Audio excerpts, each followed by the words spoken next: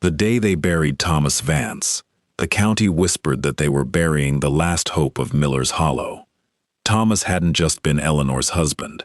He was the dreamer, the planner, the one with the infectious grin who had convinced her to buy the old, failing dairy farm. He saw organic milk, artisanal cheese, a legacy. The bank saw risk, and when a rusty tractor and a patch of black ice took Thomas away one January morning, the risk became a brutal reality. Eleanor, at 52, found herself a widow with a ramshackle farmhouse, 40 acres of overgrown pasture, and a stack of foreclosure notices that grew taller with each passing week. The life insurance was a pittance, swallowed whole by the mountain of debt Thomas had optimistically accrued. Everyone in the county, from the minister to the cashier at the feed store, had the same advice, delivered with a pitying pat on the arm. Sell, Eleanor. Get out while you can. Go live with your sister in Florida. But Eleanor was cut from a stubborn cloth, the kind that had seen her grandmother survive the Dust Bowl and her mother raise 4 kids on a factory worker's wage. She had no children of her own, just a silent, echoing house, and a gnawing, desperate need to prove that her life with Thomas hadn't been a fool's errand.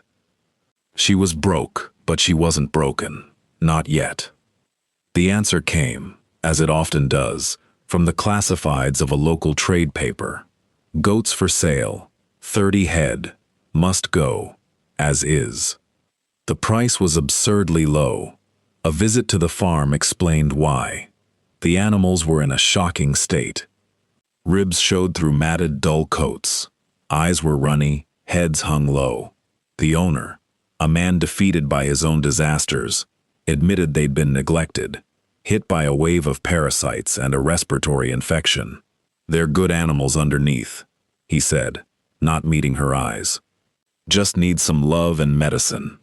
Eleanor didn't see a herd of sickly liabilities. She saw a second chance.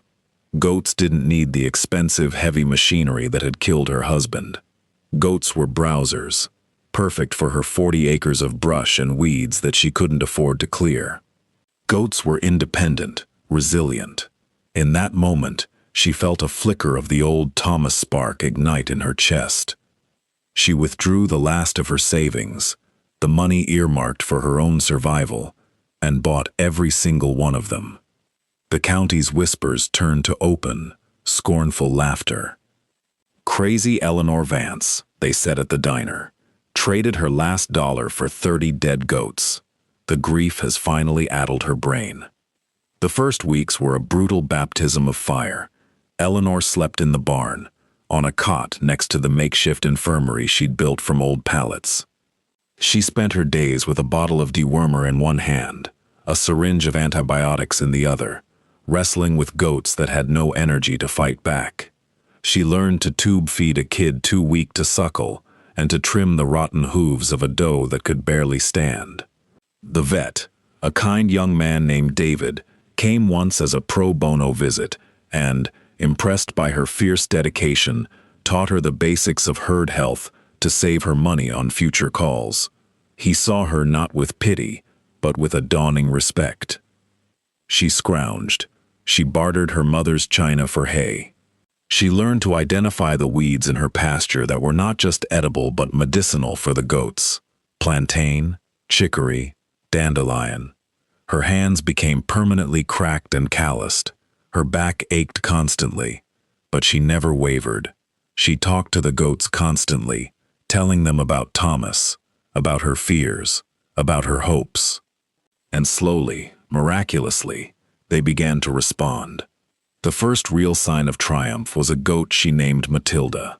A regal Saanen who had been the sickest of the bunch, she was now the first to greet Eleanor at the gate, her coat a brilliant white, her udder full and healthy. Her milk, once Eleanor started milking the recovered does, was unlike anything she had ever tasted. It was sweet, creamy, and carried an almost nutty, herbal undertone from the diverse pasture diet. She began making cheese in her small farmhouse kitchen, using an old recipe of her grandmother's. She'd spend hours perfecting small batches, experimenting with aging, adding herbs from her overgrown garden. She called the project Mercy Hill Dairy, a nod to the mercy she felt she'd been granted and the hill where Thomas was buried. Her first sale was a small wheel of soft chèvre, sold from a card table at the end of her driveway. The buyer was a chef from a bistro in the next town over, who had gotten lost. He tasted it, his eyebrows shot up, and he bought her entire week's supply. The next week, he was back with a colleague. Word of the crazy goat lady's incredible cheese began to spread, not as a joke, but as a serious culinary discovery. The whispers in the county changed their tune. They were still whispers, but now they were laced with curiosity. But the true shock, the event that would be talked about for generations, began at the annual county agricultural fair. Eleanor entered Matilda in the dairy goat competition. The laughter was audible. The other competitors, with their meticulously bred and groomed animals from champion bloodlines, sneered at the scruffy widow and her motley rescue goat. When the judge, a stoic man from a prestigious university, laid his hands on Matilda, his expression went from professional curiosity to genuine amazement. He checked her teeth, her coat, her feet. He milked her himself, examining the milk's consistency and smell. He asked Eleanor about her feeding protocol, her breeding program, her milking routine. She answered with quiet confidence, explaining her rotational grazing system and the specific weeds she encouraged. The blue ribbon in the senior doe class was a tremor, but it was the best-in-show announcement that landed like an earthquake. "Ladies and gentlemen," the judge announced, his voice filled with genuine awe, "this animal represents a level of health, vitality, and milk quality that I have rarely seen in 30 years of judging. Her condition is a testament to the care and sagacity of her owner." He paused, looking directly at Eleanor.